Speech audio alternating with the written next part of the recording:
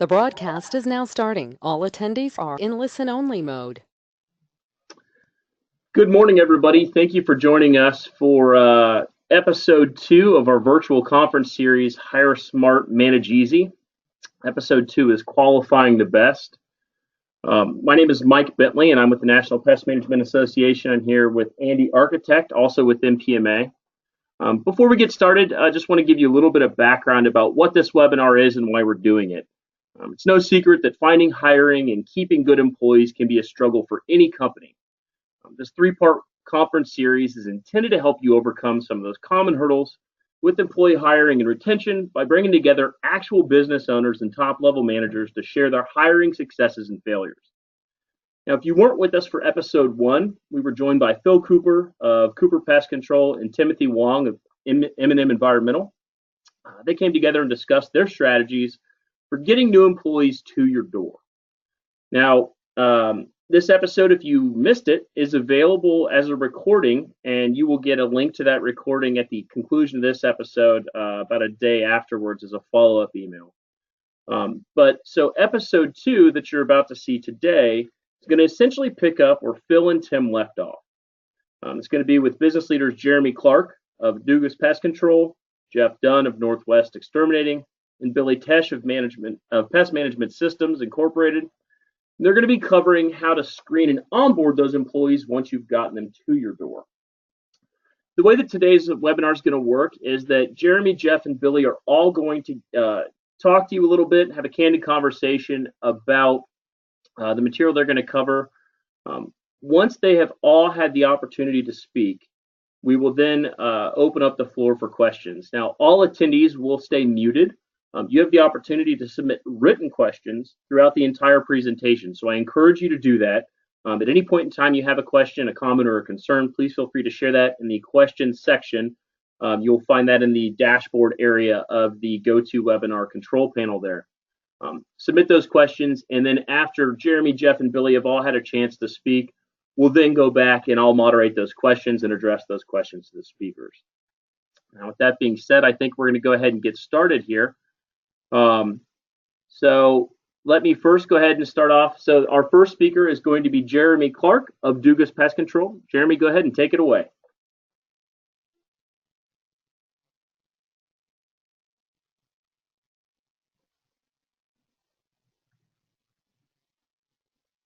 Hey, Jeremy, are you there?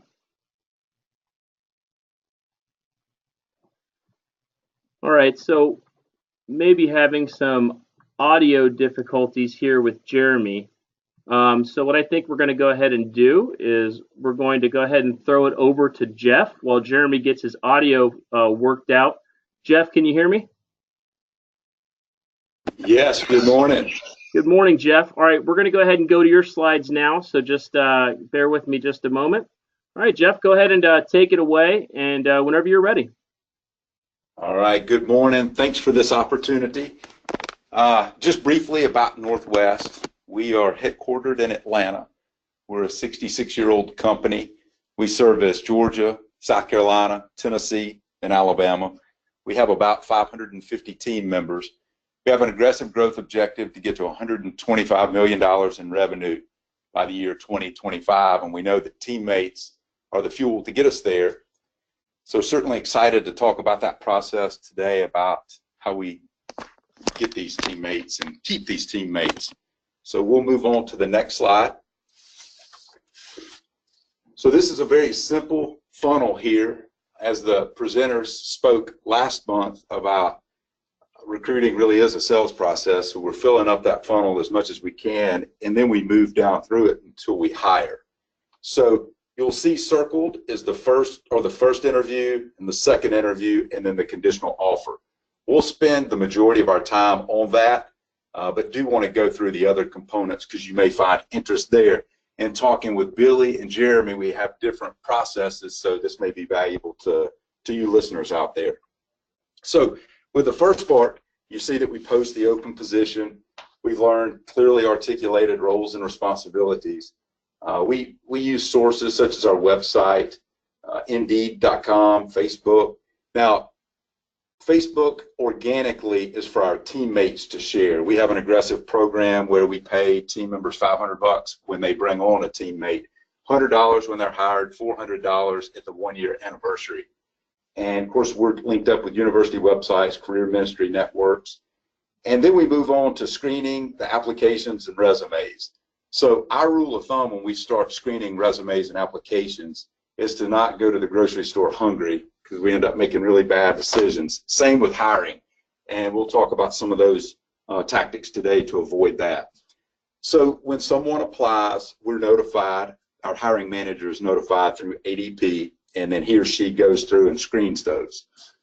The ones that he or she wishes to move forward with, we do phone screening. And certainly at the end of today's presentation, I'm happy to share those phone screening questions with you guys.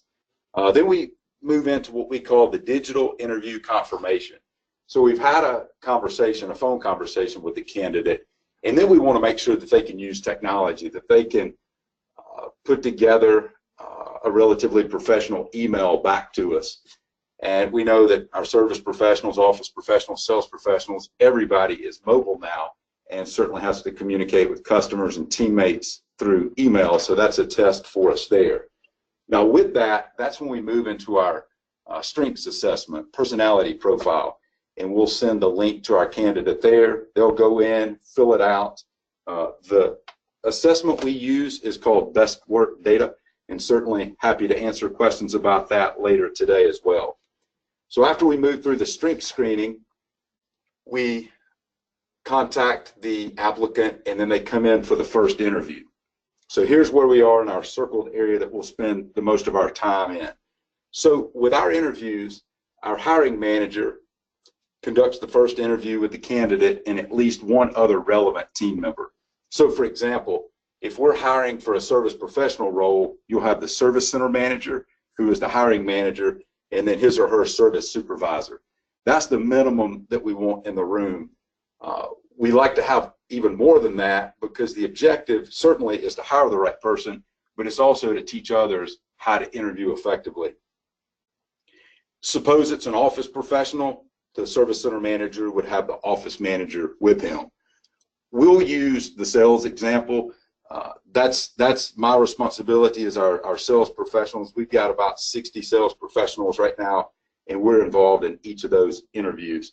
So we'll use that as an example here later. So suppose that first interview goes well, then we will move on to a second interview. And we'll go ahead and advance the slide here, please.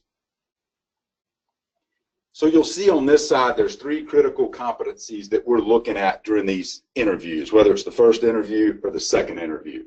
So if we start in the bottom left-hand corner, that's the attitudinal competencies. We really want to test, are they a culture fit?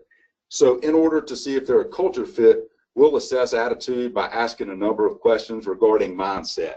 Is this somebody that sees the world through a lens of abundance, or is this someone who sees it through a lens of scarcity? Certainly important as we add teammates. We'll also ask questions around our vision at Northwest, our mission, and our core values. So we'll frame these up and inform them what the vision is, and then ask them some behavioral-based interviews about how they might have lived this in a previous role. So we'll go back, there we go. So the next bubble there is the skills or competencies. This is behavioral based on the application and the resume. So these questions are geared towards what they've done in the past, their skills, their education, and their experience. So certainly important, we want to ensure that they've got the right skills to do service, office, or sales. And then the middle bubble, the top bubble, is the one that we'll spend most of our time talking about today. This is where we assess the hardwired strengths through our strength screen, which is Best Work Data. And you see here, and we've got a slide coming up in a bit where we'll dive deeper into how we actually use that in an interview. And we'll go on to the next slide. So we'll dig into this versus the field in just a moment, but I want to set the stage for what this second interview looks like. So the second interview involves the service center manager. It involves someone other than was involved last time. So let's take sales, for example. We'll have the service center manager. We'll have the regional sales manager. We'll more than likely have a regional sales trainer because, again, our objective is to show others how to properly do the interview. I'll participate in this interview, and then we have a business advisor. So it can be a little overwhelming, and we tend to make a joke about it when a candidate comes in for the interview, and we set them at ease that this is not an interrogation, but we just want to make sure that we add the right people to the team. So the initial focus is getting to know the candidate. The focus then transitions to the application and the resume with behavioral-based questions, and then the Best Work Data assessment is utilized. The hiring manager informs the candidate that he will follow up with possible next steps, and then following the interview, the hiring manager verifies employment found on the application and resume. So this all gets a little confusing here, but I just want to add a little clarity to it, is that we perform the first interview, then we move into the second interview, and that's when they've been assigned a task. So it's the same across the board. So if it's service, all the service professionals get a task, the office professionals get a task, and the sales professionals get a task. We ensure that we're consistent on it so that we're giving everybody a fair chance. So for sales, in that second interview, what they come in with is what we call an RPM. This is a Tony Robbins things, result, purpose, massive action plan. So we ask them to tell us what their first 90 days looks like. And usually for sales, it's a number that they want to sell. The purpose is usually tied to the commission and what that would mean to them. And then the massive action plan essentially maps out what their first 90 days after training looks like. So it involves going out and meeting strategic partners, networking, etc. So we push on them pretty hard about that plan in that second interview and get them to show us exactly why this is a good plan. Now, if we take a look at this candidate versus the field, where it's highlighted is where our peak performers fall. So you can see on the first one, doesn't close sales versus being a strong closer. Our effective sales teammates are in the top 75 percentile against the general distribution, general population, and so they're all effective closers there. Now, this isn't against Northwest. This isn't against the pest control industry. This is against the general population. Again, this is through Best Work Data, and we can chat about that later. Where the asterisk is where this candidate falls. So we see here that the candidate falls consistent with the rest of our team. So we're in good shape there. And you can see there's not a big delta between any of the strengths there that are required except down at the bottom. And this is where we'll spend just a couple minutes. This is somebody who did not answer honestly and frankly on the survey. So we have reason to believe that that will be a problem coaching this individual. So here's what we do, and this is where hopefully you can take away some nuggets today. So let's just suppose that this is our application that we have, and this is our assessment. So here's where we're going with this. We're going to ask them what they thought about the assessment, and then we're going to frame it up that, you know, according to this assessment, you have very few weaknesses. Oftentimes you'll get them to say, you're right. I'm borderline genius. I'm wonderful. I've read all the newspaper clippings about me, and I still believe what my mom said about me when I was a kid. So we'll get some of that sometimes, and we know at that point that person's not coachable, and we certainly end the interview pretty quickly thereafter. But here are some takeaways for individuals that you think you may have a hard time coaching. So it may sound something like this. Talk to us about the sports you played growing up. For those who played individual sports alone and didn't play team sports, you may want to dig into that if you're wanting them to play well on your team. Another example might be that ask them who a great coach to them was. Whether in sports, it may be today in life. Get them to tell you what a great coach looks like. And then ask what a bad coach looks like. And you might find some of those traits that they may be hard to coach. Now, granted, we've had some lone wolves on our sales team, and they've been very effective, but they can become toxic to the rest of the team. So this is why we guard so closely about this. And then if you feel like they're going to have a hard time taking your coaching, here's your chance. We poke hard on their task that they did, their RPM. That's their plan to go out and grow their market. And we'll see how this person actually responds to that feedback. This is one of the more critical skills that our people have to have. Now, in looking at this assessment here, you'll see that you got to have someone who's a strong closer. That next one is complex solution sell. We have to have people that are strong with that. That aligns oftentimes with their ability to learn things quickly. Just like the rest of you, we're no longer just a transactional company that sells one service, termite alone, pest control alone, mosquito. Many of us are whole home service providers, so we have to have someone that can group these together and package that for the homeowner. So those are the big ones: persuasion, strong controlled sales process. But wanted to share with you how we would go about digging into one of these examples in the interview process. And I think Jeremy's going to dig into assessments as well, and certainly wanted to show you how we use it at Northwest. And at this point, that concludes this portion of the presentation, and look forward to questions later. Great, thank you. All right, so I think that we have Jeremy on now. Yes, can you hear me? I can hear you, Jeremy. All right, bear with me just a moment while we back up here. All right, Jeremy, go ahead and let us know a little bit about yourself and your company and what you're going to talk about today. All right, thank you. Again, my apologies. Not sure what happened. We had a little technical difficulty, but unfortunately, we're going to have to jump around a little. So Jeff talked a little bit about the interview process and how to vet those candidates, but I'm going to jump back to the point where you have a bunch of applications and what do you do with them? So first of all, obviously, it is important to have some perspective. So Northwest Exterminating is quite a bit larger company than mine. We service South Louisiana from Lafayette to New Orleans. We do about $3.5 million in annual revenue and have about 33 employees when we're at full capacity. Obviously, we'll always have one or two short, unfortunately. So I'm going through this interview process as we speak. Some of the service offerings that we offer include termite control, residential and commercial pest control, about a 50-50 split, rodent and wildlife control, and mosquito control, just to give you guys a little perspective. Next slide. So I wanted to talk about a few things that, so you've got maybe 50 applicants or however many, some positions, depending on what you're hiring for, you may have hundreds of applicants. So where do you start?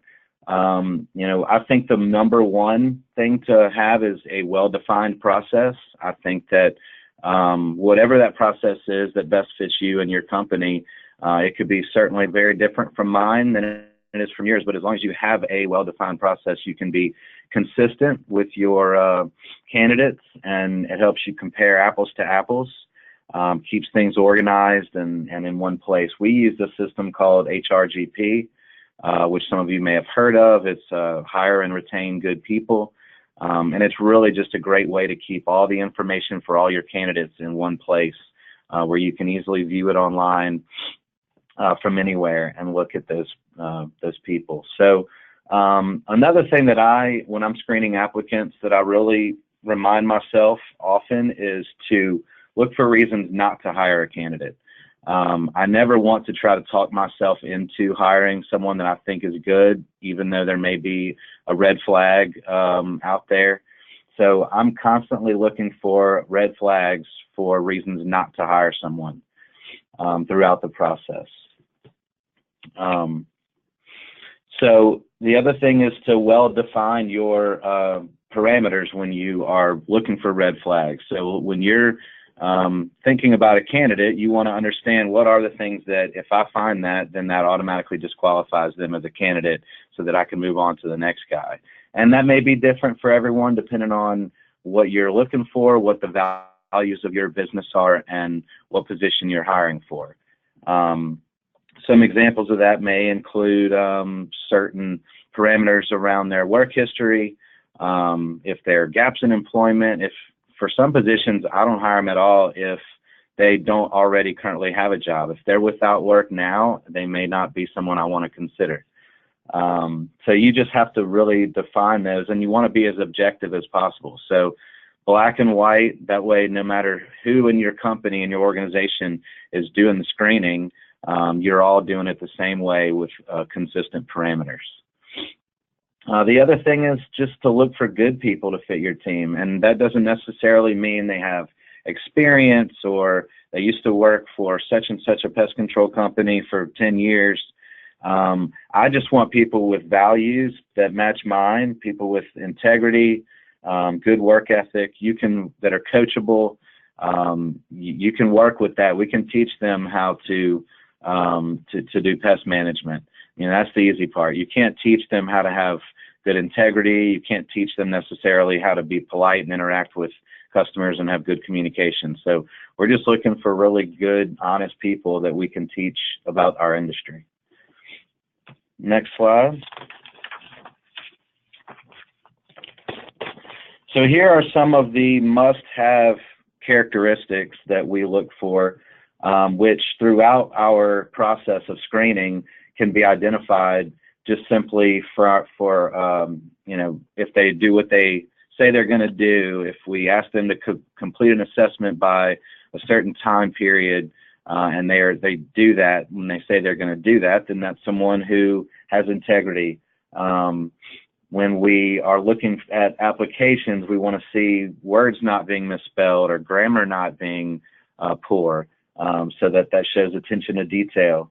Ability to follow instructions. So if we ask them to commit to doing something as part of the process in a time frame, and they do it correctly because they read the instructions beforehand, then that's someone that you can rely on to do that. Self-awareness is a big one for me. I think Jeff touched on it a little bit, but asking questions about how they feel about their weaknesses.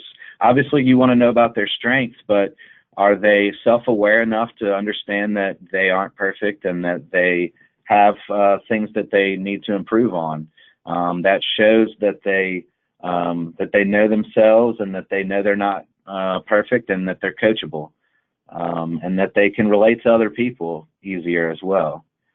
Obviously, good communication skills are important. So we do a phone screen, and in a second we're going to get to some of those steps in the process. But during the phone screen, that's a great opportunity for you to just hear their voice, get some of that energy and enthusiasm through the phone, and understand how well they're able to communicate and how well they'll be able to communicate with your customers in the field. Organization skills obviously are important. The things that you can do during this process to understand those with a candidate include reviewing their resume, reviewing the application that they fill out for you. Is the resume well organized? Is the font all similar, the same font and same size words? And I mean, I see tons of applications that are not, and that just shows that they're not well organized, or they don't care what it looks like, and that's going to be reflected in their work for you. And then the other is just enthusiasm, energy, some personality. That's really what fits our culture. We want guys that want to be here, want to interact with their team members.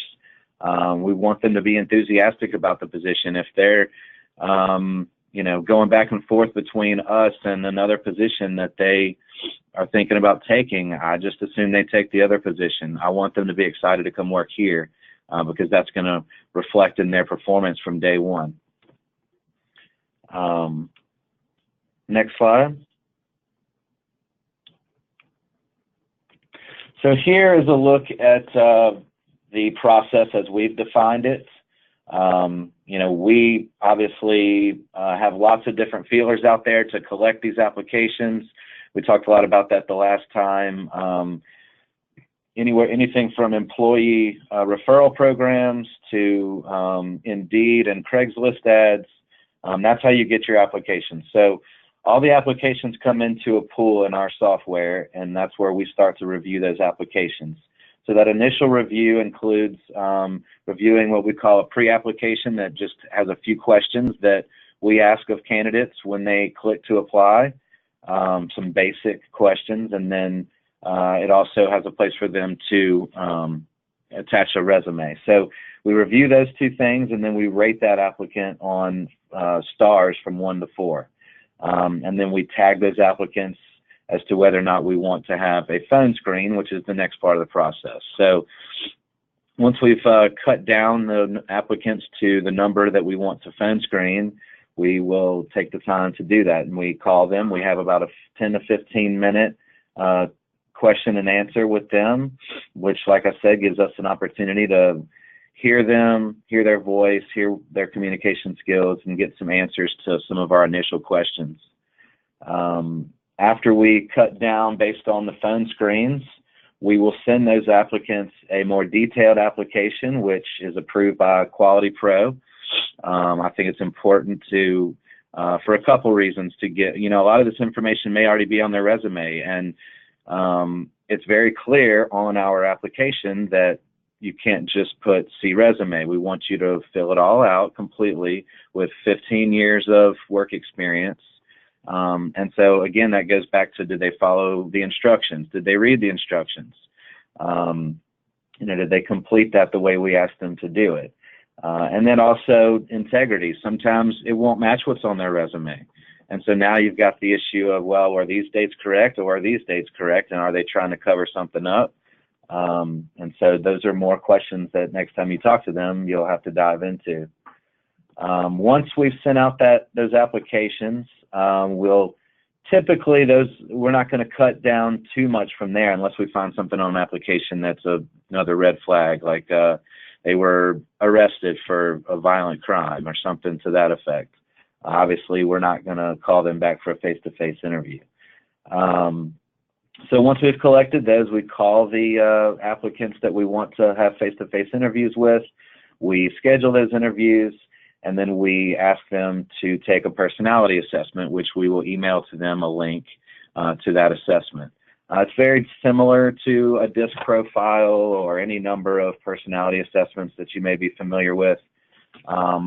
And it's not a deal breaker for us. We have an ideal candidate based on personality for each position, but no one's going to fall directly into that spot. So it's a guide. The other thing we use that for too, oftentimes there are some trick questions on there. So oftentimes people want to answer with what they think you want to hear. And we tell them up front that there are questions in there designed to tell us that that's what you're doing. And so we just want you to answer with the first thing that comes to mind. Don't overthink it.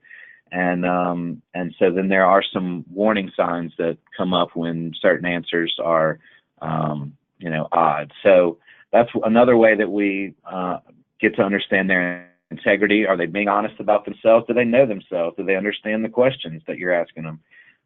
So those are all things that can be seen from the personality assessment. So once we've got that, we use that assessment to conduct the interview.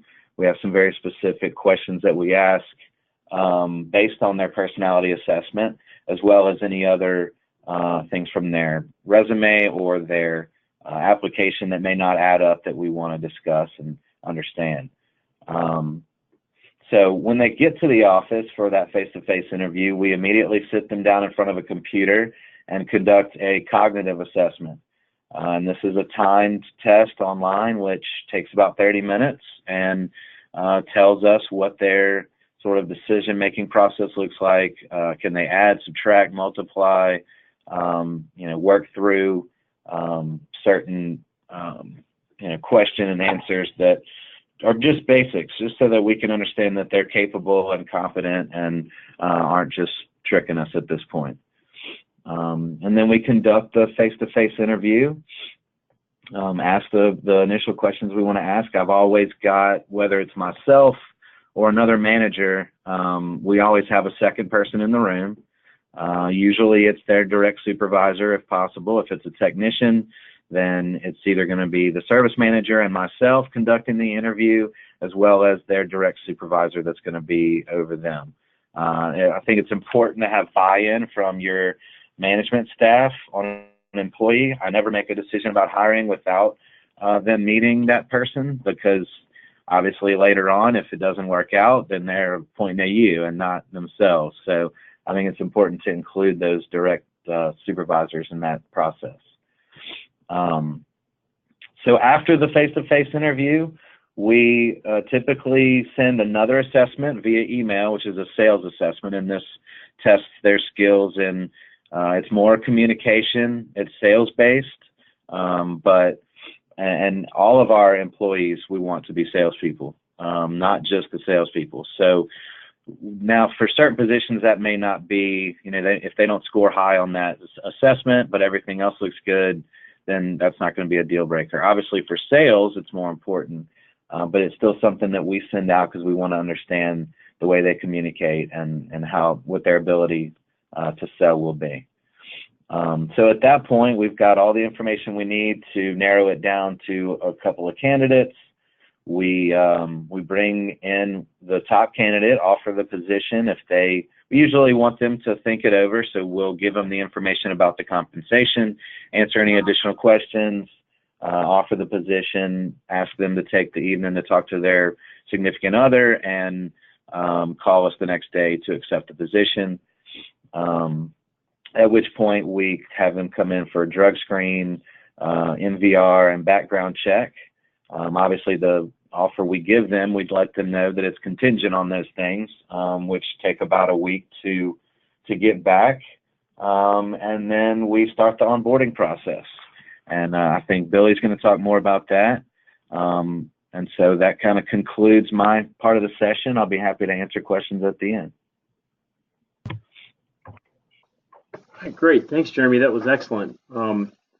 Billy, are you there? I'm here. Good morning, everyone. I'm Billy Tesh with Pest Management Systems. My wife and I started Pest Management in 1984. Currently, we have around 55 employees. We service an area through the central part of North Carolina from the Sand Hills up to Southern Virginia. We are a full-service pest management company. We do everything much like Jeremy does, from animal control, moisture control work, general pest control, both commercial and residential. And what we found is that the relationship associated with our technician and our company is very important. You all know that is our extension of our company culture and our policies and procedures, and we want to find the best of the best. So we look for really good teammates, people much like what we have in-house currently that have been here long term. So under this process of defining what we do in that hiring process has been somewhat of an evolution. Used to be, I just bring them in, hire them. If I liked them, I hired them. As we grew in size, it became more difficult for us to find really good people because we got out of that internal circle of people we knew and employees that knew someone to going outside that circle.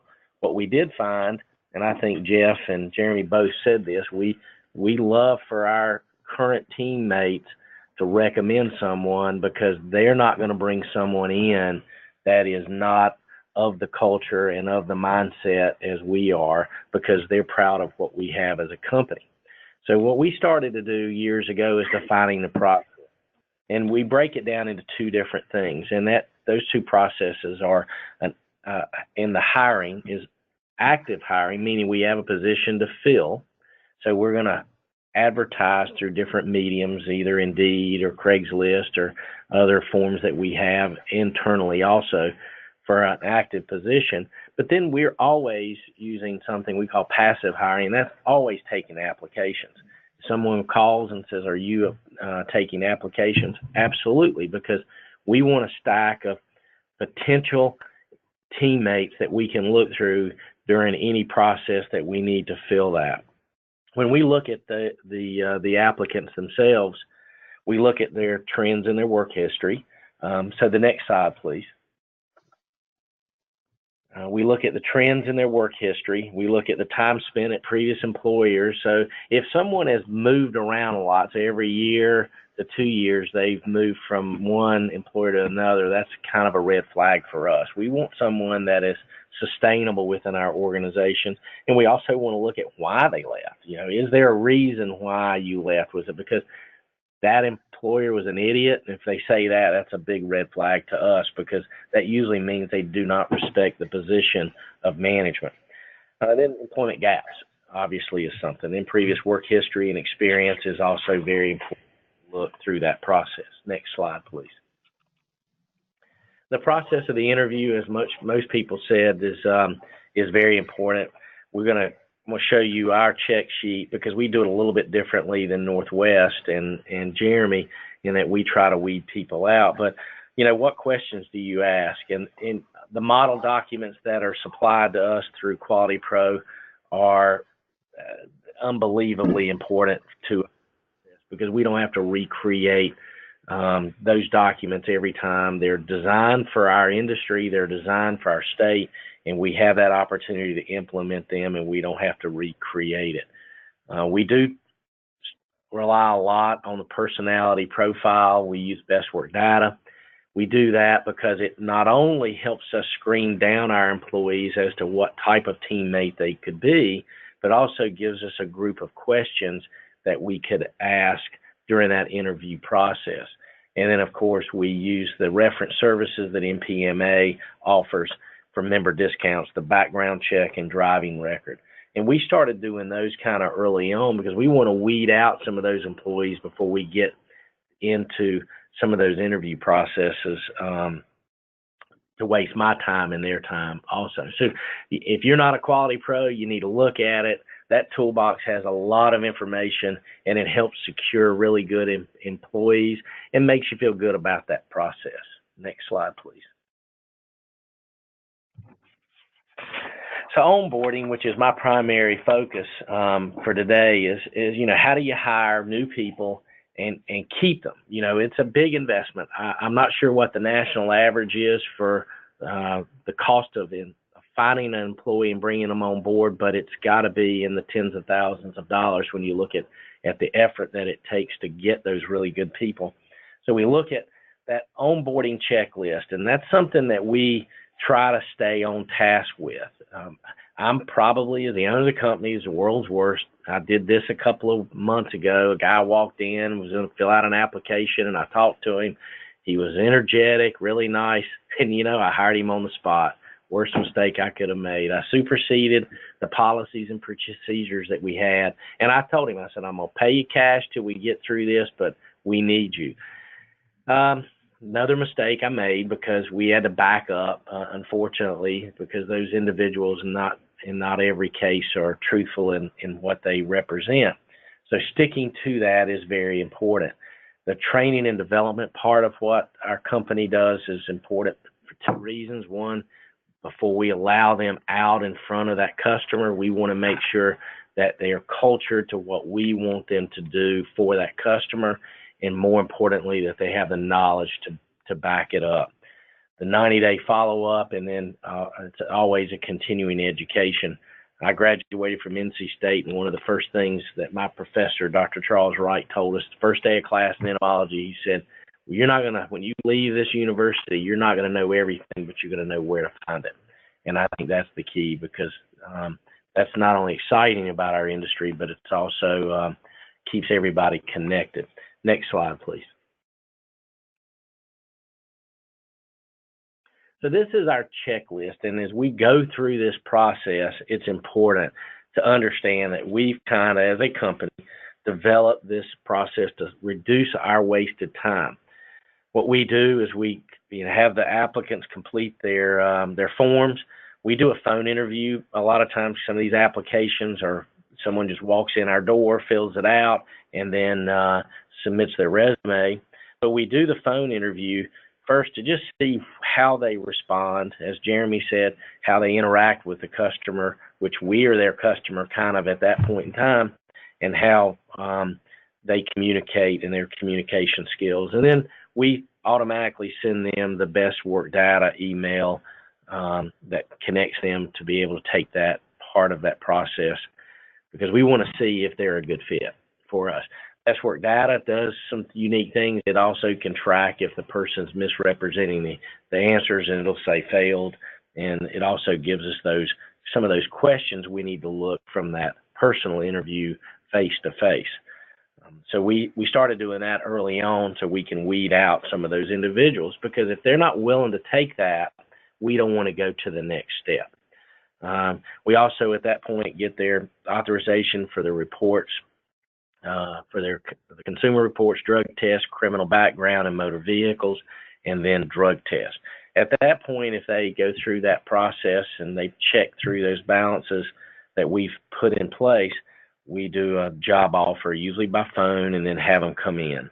Then I think the most important part is what you do beyond the hiring. As they've all, Jeff and Jeremy both have said, that's a tedious process, and it takes a long time to get to that. But once you get them, what do you have in place to onboard them within your company? So the first day with our company looks something like this. You're going to meet with our HR person. You're going to go over all of our personnel manuals, all the information that we have, all of our benefit packages. We have a number of them because we found that having a really good benefit package eliminates some of our competition trying to find good employees, because we try to take care of them. We go over the dress code, the mobile phone policy.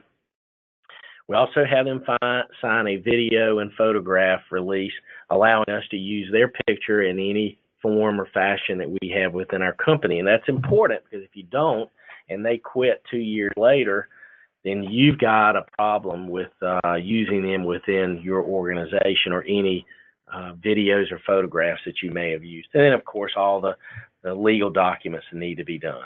We go ahead and get them fitted for their uniforms, and we also talk about their 90-day review, and we invite them to that 90-day on the calendar right away. Then they move into meeting our marketing service manager, where we print their temporary business cards. You know, one of the unique things about what we found is the first couple of days that they've gone to work here, all their friends and family, they want to show where they've just gotten a job. And that's a good way for them to get that message out and to maybe gain new clients. So we get temporary business cards printed up and hand them that first day, as well as their ID badge. We interview them a little bit from the marketing side to get a bio on them so that we can put it in our Bug Bites, which is our newsletter internally for pest management. And we go over all of our marketing materials. And then we get them connected on social media on what we do and how we do it. We also get their pictures. We use the ACES program to send out information about our clients if they're setting up appointments. So we get all of that done the first day. We also then move into the manager's portion, where they're viewing one of the first things they do is the Pride and Professionalism video that NPMA put together a number of years ago. And now we have a newer, better, and greater Pride and Professionalism video that's soon to be released. But they'll all look at that because it lets them know the importance of this industry. And you'd be surprised at the number of people that have been in it for a number of years that don't realize the importance of what we do each and every day. We also require them to view the defensive driving videos and the other videos that are required by our insurance company. We then go over all of our different internal policies. I think then the next thing that we do, which is important, is interview them, or actually not interview, but introduce them to our staff members in the office. We go around and show them how proud we are of being a team and how important it is to be a team member, and explain to them that we all work together. We all are an important part of the process in getting things done. So during that process, we're learning a little bit more about them, what they like to do, what they don't like to do, and of course, further strengthen the reason why we hired them to have them part of our team. And then that's ongoing. It never stops. There's always constant information that we're trying to give them to keep them educated and more about what they need to do. Next slide, please. So the final sheet's kind of going over all of their different things that they have to do as far as follow-ups and what we are going over as far as equipment. And then at the very bottom of the sheet, you see these follow-ups. So it triggers us to constantly check with that new employee through the process. Next sheet. During the training and development, we track all of that. And the other important part that we found is that we need to make sure we document what equipment materials we give them, especially if they're service technician oriented. So this is an equipment checklist that we basically, as we give that employee, we're saying you're in charge of maintaining that material, that equipment, and the care, custody, control of that is in your hands. So if we have to do an exit interview, we use this sheet as part of that that process of making sure that we can account for all the equipment. Next sheet. So that's the second part of that, talking about uniforms, equipment, and so on. We make them sign it, and then whoever's giving it to them witnesses. Next slide, please. So as we wrap up the onboarding, I think the most important part of our process that we've learned is that an annual review be done to make sure they understand exactly how important they are to our organization. So this is a benefit summary sheet that they get it 1 year. Every year they get it. It tells what we do for them, for company benefits, their pay, their vacation time, and all of that, which summarizes their value to pest management systems and to our customers. I felt that we were missing that bar at one time because we weren't reinforcing the fact that we appreciate what they do, and that continually keeps them connected. The other unique thing that we do, I usually wrap this up, put it in an envelope, and address it to their spouse, or say, give this to your significant other, because they need to realize what they're getting and why we appreciate you as an employee. So that's it on the onboarding. It's much more complicated than I've been able to give in 15 minutes. And of course, there's a lot of online technical and training information that NPMA has and our industry has that we constantly utilize in that ongoing process. So with that being said, I'll turn it over to the moderators for questions. Thank you all. Man, that was fantastic. Thanks, Billy. And, just like Billy touched on, to ask all three of our speakers, Billy, Jeff, and Jeremy, to cover a really complicated topic in a very short period of time is really challenging, and it's kind of asking them of a lot. And I think you all did a fantastic job. I can't thank you enough for all that you did, for taking the time to put together this presentation. I'm sure that because you were only able to cover so much, we have a lot of questions out there from our attendees. So I'm going to invite everyone now to go ahead and go through, and if you haven't already, if you do have questions, locate that questions section on the control panel of the GoToWebinar control panel there.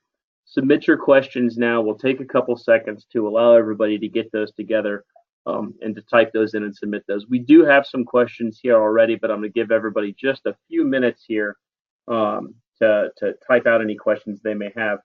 And our conclusion slide here also has each one of our speakers' email address.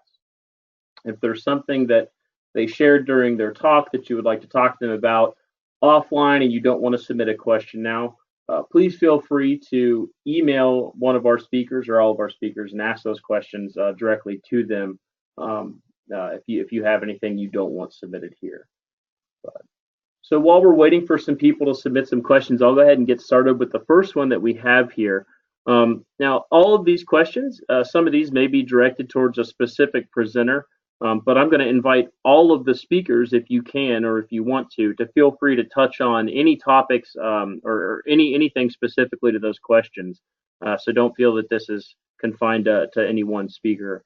But this first one was directed initially to Jeremy. It says, do you send them the application, or do you have them come to your office to complete it? So whenever you first submit that application out to attendees, to individuals to apply for your company, do you send it to them, or do you have them come to your office to complete it? And again, I'll open that up to all of our speakers as well after Jeremy's had a chance to address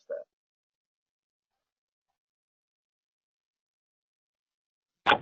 We send ours as a link. So we do email them the application, but it's online. So they fill it out, and when they click submit, it automatically comes back to us. So we don't necessarily want the application out there in the public, but unless they really go to a lot of trouble to print the pages, then that's probably not going to happen. So we do send it to them to have sent back to us.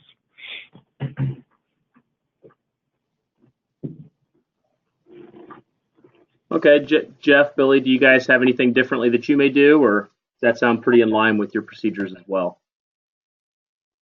This is Jeff. This is Billy. Go ahead, Jeff. So we use ADP, and applicants will apply online through ADP. Now, when they come in for the interview, we'll have them fill out a consent for background release as well as employment verification. We actually have them write that out. I know that sounds crazy to have people write things out, but really we're testing what's their penmanship look like, and then of course we want to make sure that they can use technology by applying online through ADP. And we do both. We can email it to them, they can get it online, but then we prefer them to fill it out on site because we get to look at their penmanship, how quickly they can fill out the document, and so forth. So that adds value, in my opinion, if they do it on site. Okay, great. This second one was also initially addressed to Jeremy, but I'm going to throw it out to everybody. What cognitive assessments do you use? Well, there are a couple of different ones we use. It's part of the software system, HRGP, that we are using. And there's 6 assessments. There's a couple of mathematic assessments. There's a reasoning where it's actually reading a paragraph and answering questions.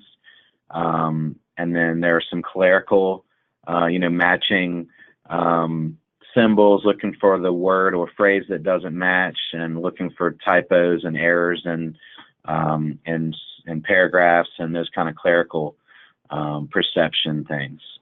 But there are 6, and we also time them because we want them to understand that there's a limit and that we need you to be able to answer these questions quickly and not just take all day to figure it out. So that's the basics, but I'm sure that if you wanted to talk to someone with HRGP, they'd be happy to give you more details. This is Jeff. So BestWork Data assesses the cognitive piece for us. It also handles the interpersonal competencies piece as well. So the interpersonal part of it, finding out what their interests are, is untimed. And then the cognitive piece assesses aptitude, processing speed, ability to learn. So that's the piece there, and it's a 15-minute timed assessment. It's much like the SAT. You see a lot of analogies with objects, symbols, and trying to link those together.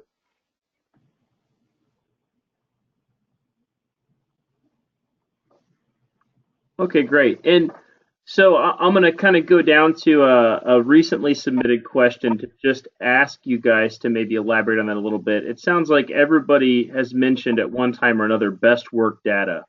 Can you elaborate a little bit more as to what that is and how somebody may be able to acquire that or use that for their business?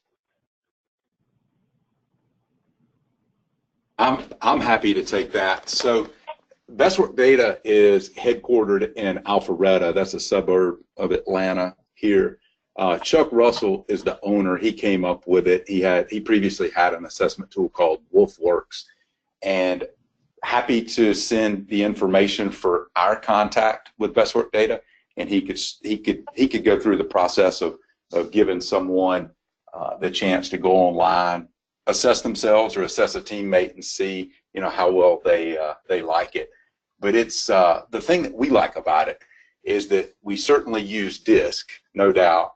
But what that does is that teaches us more or less what type of personality somebody has. And as a guy that leads salespeople, if I had all eyes on our sales team, we would have limited success. We need D's, I's, S's, and C's, and we get that.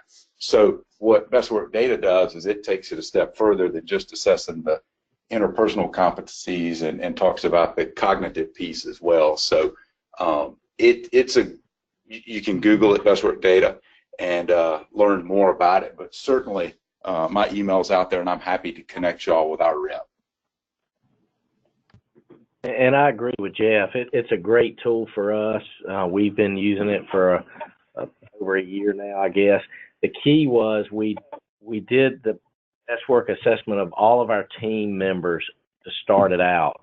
So everyone in our organization took the test, I guess is the best way to say it, but they went through the process because, as Jeff showed on his slide, that little assessment helps build where your team is now. And when you look for new employees, you look for them in very close proximity to what you already have in your team, because you know if this group of employees are excelling, you want individuals that think and act and have those same mindsets. So best work is pretty inexpensive in comparison to making a mistake and hiring the wrong person for your organization.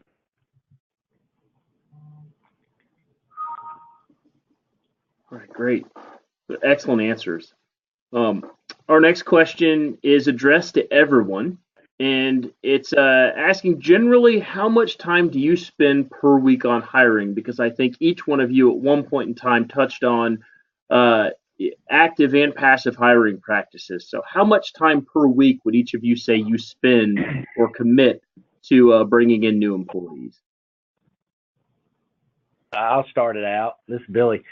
You know, I don't spend as much time as my team does. I have team members that they specialize in that, but I would say 8 hours a week is probably is spent on one part of that process, if not more, depending on what time of year.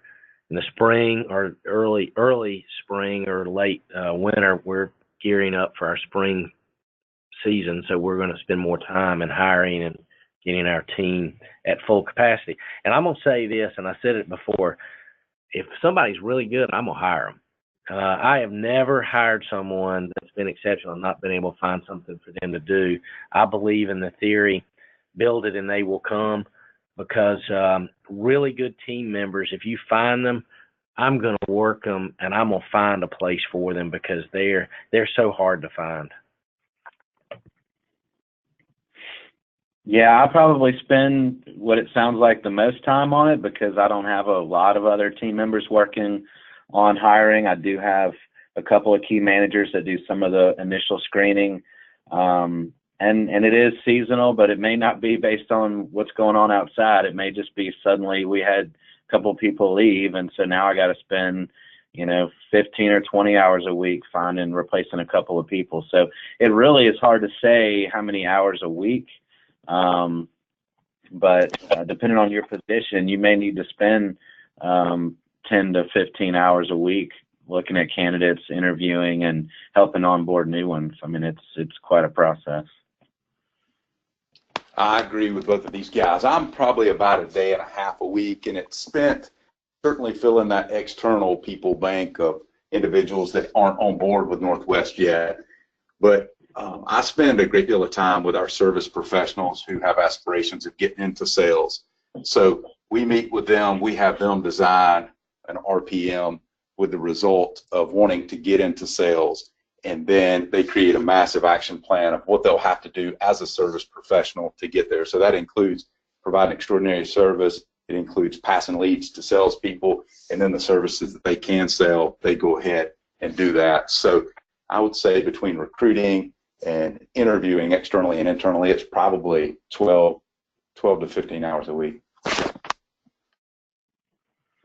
Well, so that's great. So it sounds like, regardless of how involved you are from start to finish, you all still have some level of investment, and that time can vary greatly. So that's really interesting. So our next question, I'm going to initially throw out to Billy, because it addresses I think it was the last slide, Billy, that you shared with us. But I'm certainly going to ask everybody, if you have comments on this, to feel free to chime in, because it may be something that your practices within your company are slightly different. Now, Billy, the question is, can you elaborate a little bit more on the personal leave time that you mentioned and that you addressed in that paperwork that you shared with us? The attendee says, I noticed that you didn't mention sick time or vacation. Is this simply a combination of the two? And do you allow your employees to be able to take those leave time in hours, such as maybe a half day, or does it have to be taken in a whole day? So I know there was a couple questions, so feel free to, if you need me to repeat any of it, I certainly can. But it mostly addresses your structure and how you address the personal leave time. Yeah, we eliminated personal leave time a number of years ago because it is all part of a comprehensive time that an employee has to do what they need to do. We hope our employees don't get sick. So what we found was that they were saying they were sick in order to take advantage of leave time, and it is their time. That being said, we just combine it all to personal leave time. That time is developed over years of dedication to the company. So it starts out and we all track it by hours. We do it by half day. So if they basically want to take the afternoon off, then it's a half a day. A lot of our employees, especially our technicians, are on full commission. So we have a base pay that equates back to what their kind of production is, that gives them that hourly time that they would get for vacations. It's worked very well for us. I believe in the employees' time is theirs, whether it be sickness or they want to spend it with their family.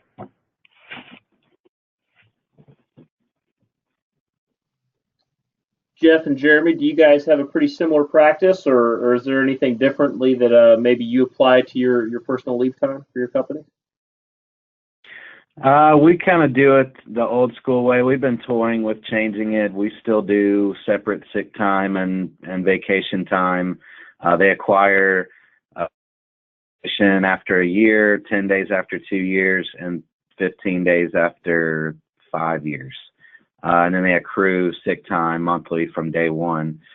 We've been considering going to, PTO, to where it doesn't matter sick or not or whatever. You just need a day off. But we're still looking at the HR ramifications of that and, with best practices. So, but currently that's the way we still do it.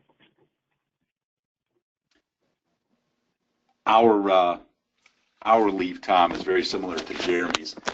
I was looking at ADP to make sure that I said this correctly, but the only other one we have is bereavement. So we have vacation, sick, and bereavement.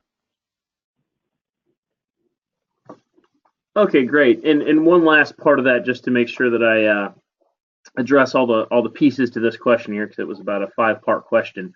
Billy, do you allow your employees to be able to take time off in a set number of hours, or do they have to take a whole day? It's half day increments. If they want the afternoon off, it's 4 hours. We prefer them not to do an hour here, an hour there, too complicated to track. So we say half day increments is our policy. Okay, great. Our system tracks by the hour, so even if they take 4 hours and they have 2 available, they can get paid for 2 more hours.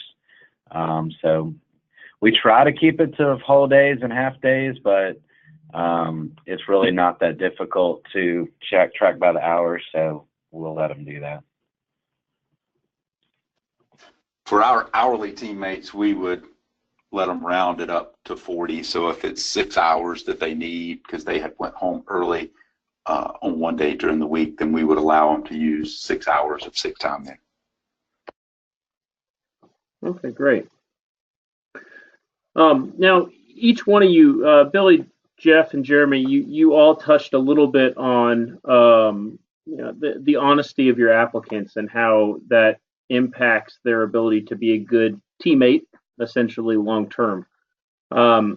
One of our attendees here asks, how often do you find that your applicants aren't honest about their MVR, so their motor vehicle record? More times than not, unfortunately. Some people don't realize their infractions or they have convenient amnesia. But it's our greatest liability in our industry right now is the driving exposure risk to our general liability. So it's one we take very seriously because of that cost factor to the company. Yeah, I would say it doesn't happen real often. I can recall one recently that he said he didn't have anything on his record on his application, and we ran his MVR, and he came to the interview in a Mustang, and he had 5 moving violations in the last 2 years, including an accident, and said he had nothing on his record. So needless to say, we wasted too much time on that one. But it doesn't happen too often. Yeah, so we try to frame it up in the beginning that is critical, and that without the ability to operate a vehicle under our insurance requirements, you can't be employed with us. So we talk about that in the phone screen, and then go ahead and have them bring the MVR with them. We have them run it, they bring it in, so that's all a part of that initial process, so that we don't get a knockout there at the end once we think that we've got somebody.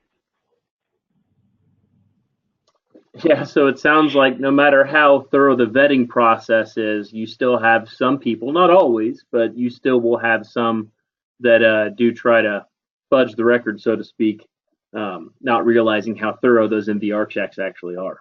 So, all right, so our next question, our next question is addressed to everyone, and it concerns the assessments that you all outlined previously. And I know that we've kind of been pretty heavy on directing our hiring practices probably towards somebody on the technical side, so maybe a technician.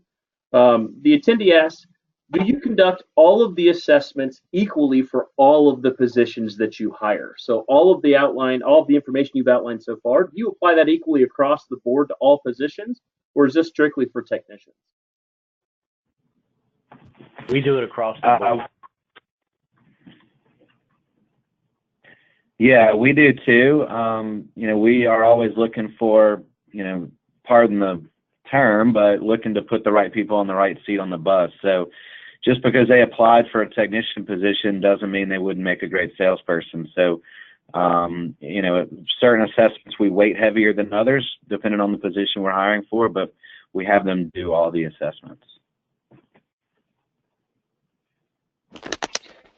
Same here. We use the assessment regardless of position, and then it has a menu of different reports that you can pull. There's actually a driver report on there. It predicts what type of driver they would be. Administration would be for office, and then certainly there's some high caliber ones for sales, and then their potential to move up into a supervisory role. So the test is the same, and then once you have that data on them, you can export it into any of the different reports that you have for the various roles in your company.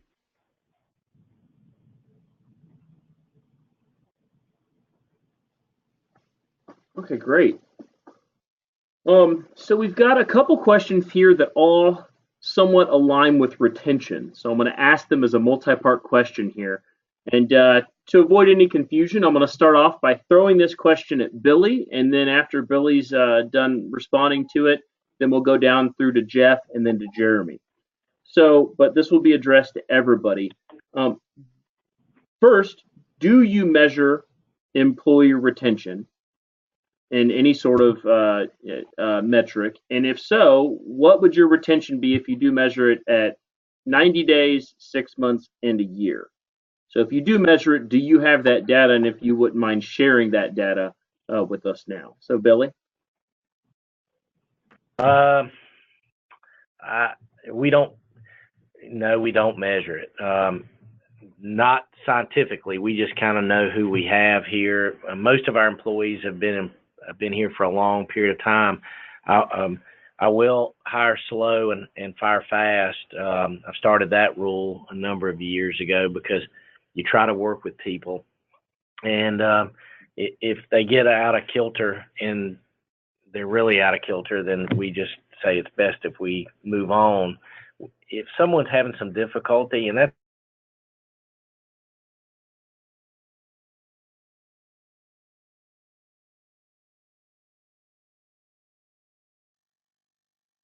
staff's easier to manage. Now, our current payroll account tells us how long people have been employed, so we've got that, but we don't track it. If in the first 90 days, 50% of our applicants leave. That's a good idea. We probably need to start monitoring that. But the majority of our employees have been with us over 10 years.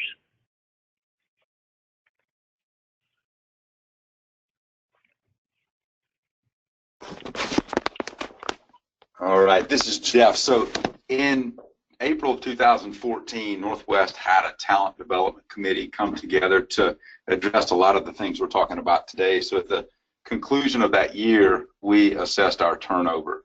And overall, as a company, we had a 15.1% turnover. At that time, we had 391 teammates on December 31st, 2014, and we lost 59 of them. Now, of that, our office professionals, that was our highest area of turnover, and then our service professionals, and then our sales professionals. So here's something interesting about when we were losing people. So with our office professionals, the terminations that we had for office professionals, 62.5% happened within the first year. 12.5% happened within the first 6 months. So we knew we had a challenge there. So that's when we came up with our referral incentive that give someone $100 for bringing a teammate on after the first, at hiring, and then at the 12-month cycle, give them an additional $400. So that got our people thinking about how we recruit these people.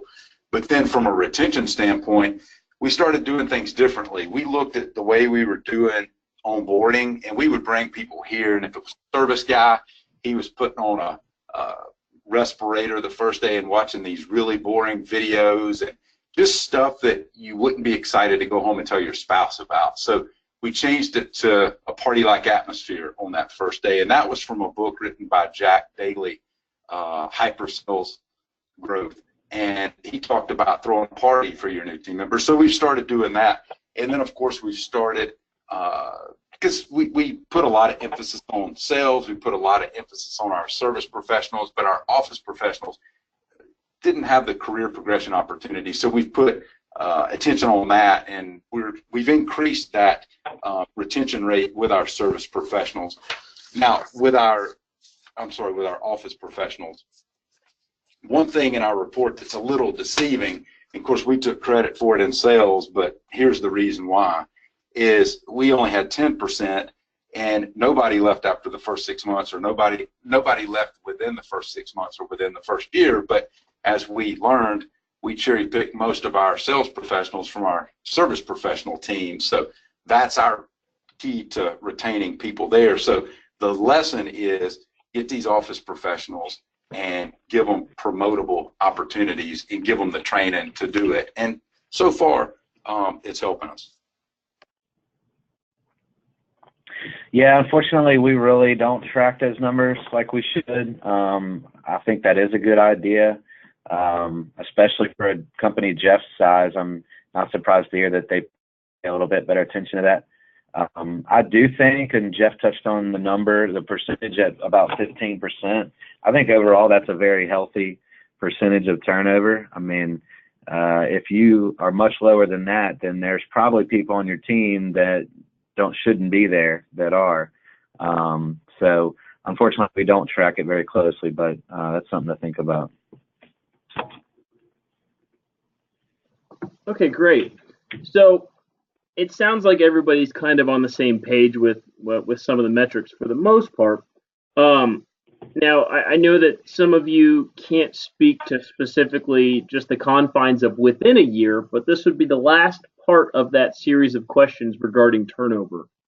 Again, starting with Billy, then we'll move through to Jeff, then to Jeremy. What do you find? So the question specifically is, what do you find is a leading cause of first-year turnover? Now, if you don't have an idea of if it falls necessarily within the confines of the first year, do you find that there is a reason in particular that you tend to be the highest for your turnover within your company? Billy? In some cases, they're just not a good fit for us. the main reason we used to have this problem more a few years ago because we didn't do as good a job explaining at the front end what we needed for that position. And an individual's perception of that job and the reality may be two different things, especially as it relates to the in-field technician, high labor type application of work. So those individuals, they came in, thought they could do it, but then maybe they had some claustrophobic issue or an aversion to insects. I mean, so that was what we found is our biggest issue, was making sure we communicate and had in writing what that position actually requires of that individual, not just talking about it, but have it in writing. The other thing we started doing is taking videos in the field of what we do and how we do it, and we show those potential applicants, if they've got a question, hey, this is kind of what you'd be expected to do and perform. And that helps them understand what they're going to be required to do every day moving forward. So we've reduced that number by just simply making sure we communicate better what those requirements are for those jobs.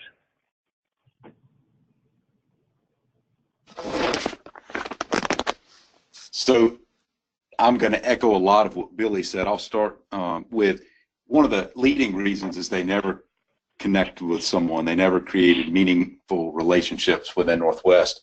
A business advisor we used had a statistic about the likelihood of an individual staying at a church, and it's impacted by how many meaningful relationships they make with other congregation members. So we started having community outings through our good deeds team so that they're engaged with people within their service center, within their region, and then within the company.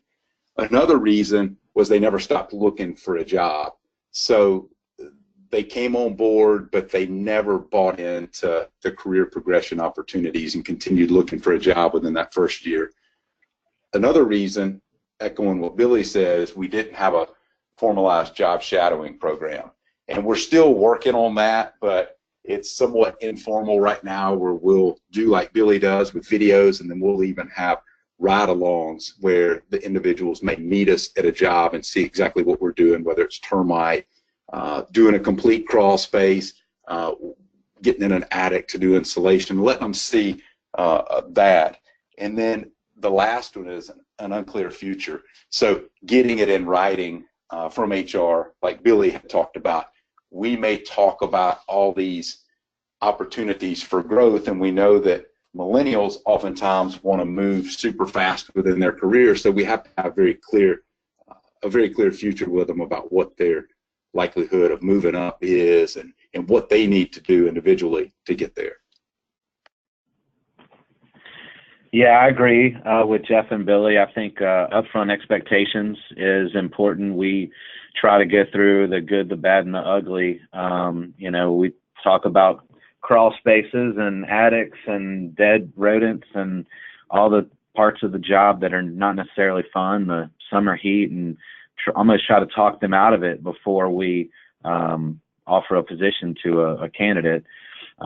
Because that is probably in the past has been the number one thing. They get in, they work for a few months, they realize, man, this is not what I thought it was. I don't like this, and I'm going to leave. Well, we don't have that very often anymore because we do a better job of being clear up front. So now it's more about we maybe messed up, and 90 days in, we realize this isn't the right candidate, and we're quick to go ahead and invite them to move to another position and find somebody else. But again, all of those things for setting good expectations up front are important.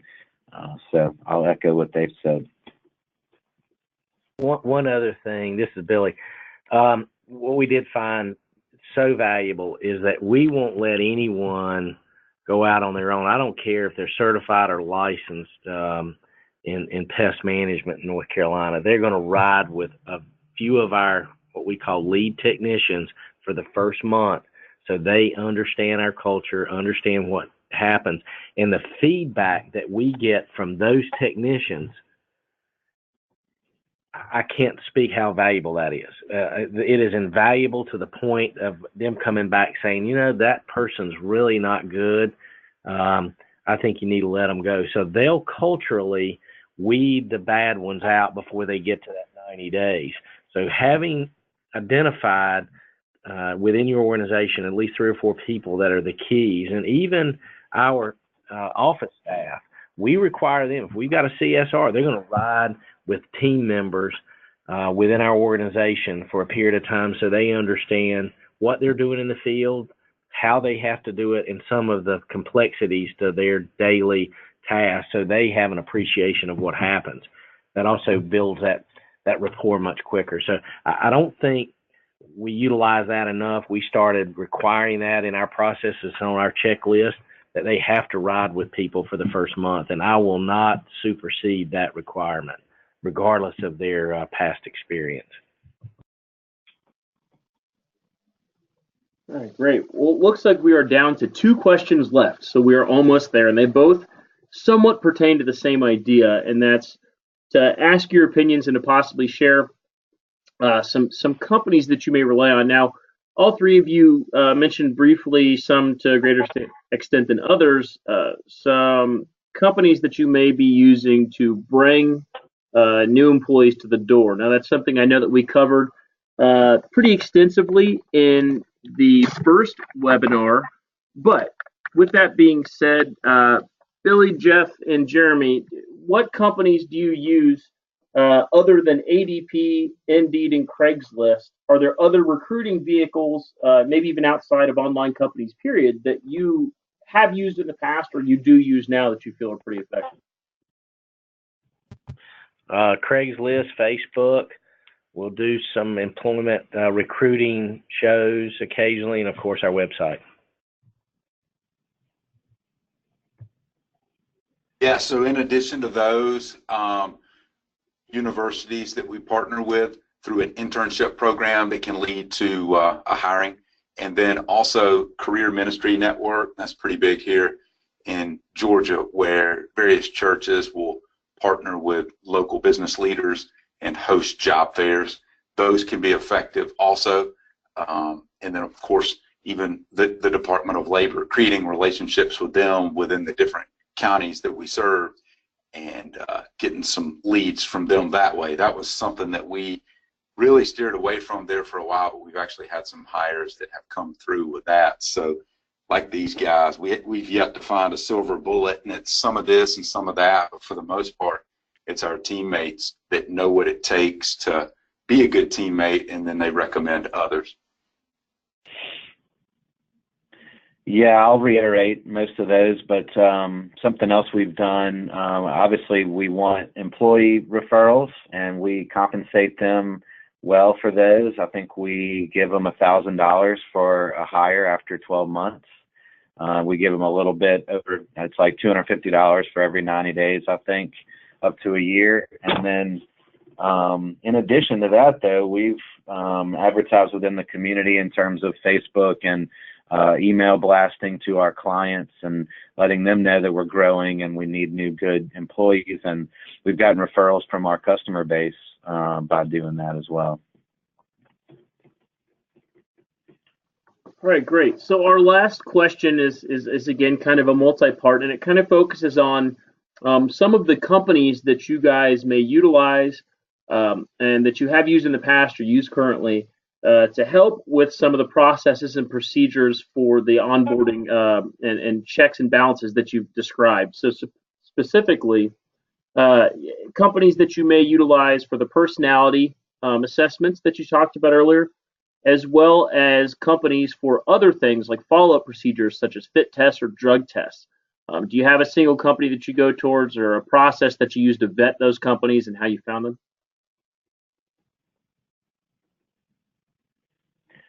Billy, you first. You go ahead, Jeremy. So we use Hire and Retain Good People, which is not only for finding candidates and hiring, but it is a good tool for managing your employees as well, even after they become employees. And through that program, you can do drug screen, background check, and all of that. We don't use that portion of it, but NPMA has a lot of great resources in terms of special pricing with some of the background checks and drug screen companies. Maybe one of the NPMA guys can follow up on that, but that's what we use. The DISC profile assessment is another one that's separate from what we currently use, that is a great idea for a personality assessment. So yeah, that's pretty much the ones that we use. All right. Well, we use Best Work Data for the personality side. Reference Services, which is an NPMA program for the background check and driving record. We get discounts as a member for that. Paycor has is who we use as our paycheck stuff. They have a lot of forms online that we can send out as it relates to employment documents that need to be done. Quality Pro. I mean, all your stuff that's offered in Quality Pro is wonderful. It's reviewed all the time. We also use Sandy Say for our HR questions. We get a discount from NPMA membership, and or we get to ask him questions free if they're just simple onesie twosies. And then, of course, for all of our the handbook and all of the documents that we have, we keep him online as a retainer, Sandy Say, to make sure that we're in full compliance with that moving forward. So we try to utilize whatever NPMA has, because we get discounts, and usually they vetted them, and if there's a problem, we're going to let NPMA know if there's an issue with those providers. But so far, we've been very pleased and certainly get discounts as a result of it. So we use some local firms in Atlanta for our various services. So AllCheck does our criminal background. Choice Care, they've got various facilities around the Southeast, or they have partners where we can do the physicals and drug screens. As far as motor vehicle or MVRs, we have the applicants bring those in. And then we have a local legal firm, Fisher & Phillips, that we use for our HR-related opportunities. And then, like Billy, we use Best Work Data for the assessment tool in the screening process. And then, of course, we use it ongoing with doing the first strategy sessions, the reviews. It gives us tips on communication cues, etc. So I think that covers all the questions there on that one. All right, great. Yeah, it sounds like a pretty wide range, everything from local opportunities all the way up to national incentives and opportunities there as well. So, well, that concludes our questions. So I want to first thank Jeremy, Jeff, and Billy again for fantastic webinar, for sharing so much into giving us a great insight into your processes, your successes and failures that you shared so candidly with us today. I can't thank you all enough for taking the time to be here and providing such great information and being such a great resource for our industry. I also want to thank everyone, all of the attendees, for taking the time to be here today and for joining us on this webinar. And I want to remind you that if you haven't already, make sure that you register for our third and final episode of this three-part series titled Keeping the Best, where we're going to have Kurt Scherzinger of Scherzinger Pest Control, Ken Steeren of Aero Exterminators, and Mark DeGeer of Forshaw are going to help us wrap up this webinar series with a discussion on their winning strategies for keeping employees of all generations engaged after you've gotten them hired and they're in the door. So again, thank you everybody so much. Within the next 24 hours, you'll get an email providing information for registering for episode 3, as well as a link to rewatch episode 1 if you haven't already. And if you have any questions, please feel free to direct them to us or reach out to our presenters today. So again, Jeremy, Jeff, and Billy, thank you all so much for being here. I really appreciate it. Yeah, thank you. All right, everybody, have a great day. You too. Bye-bye.